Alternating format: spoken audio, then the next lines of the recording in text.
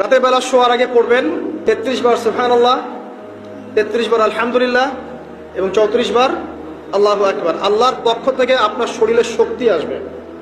এটা যারা নিয়মিত আমল করে আল্লাহর পক্ষ থেকে তাদের শরীরে শক্তি আসে। হ্যাঁ, কারণ এইটা রাসূল সাল্লাল্লাহু আলাইহি ওয়াসাল্লাম কাকে শিখিয়ে দিয়েছেন? তার মেয়ে ফাতিমা রাদিয়াল্লাহু আনহাকে। ফাতিমা রাদিয়াল্লাহু আনহা এবং আলী রাদিয়াল্লাহু আনহু তারা দুজন গিয়েছেন আল্লাহ রাসূলের দরবারে, গিয়ে বলেছেন আমাদেরকে একজন দাসী বা দাস দিন, বাসার অনেক কাজ আমরা করতে পারি না, লাগে না কাজের মানুষ।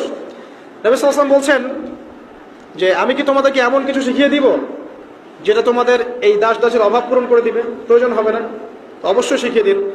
তখন নবীজি শিখালেন সাল্লাল্লাহু আলাইহি ওয়াসাল্লাম যে ঘুমানোর আগে 33 বার সুবহানাল্লাহ পড়বে, 33 বার আলহামদুলিল্লাহ এবং 34 বার আল্লাহু আকবার। তোমাদের দাস দাসীর প্রয়োজন হবে না ইনশাআল্লাহ। তো ব্যাখ্যায় অনেক ওলামায়ে কেরাম বলেছেন যে এটা নিয়মিত আমল করতে থাকলে রোগ ব্যাধি কম হয়, শরীরে শক্তি আসে, এনার্জি বাড়ে, আপনি নিজের কাজ নিজেই করতে পারবেন ইনশাআল্লাহ আযজা ওয়া জাল্লা।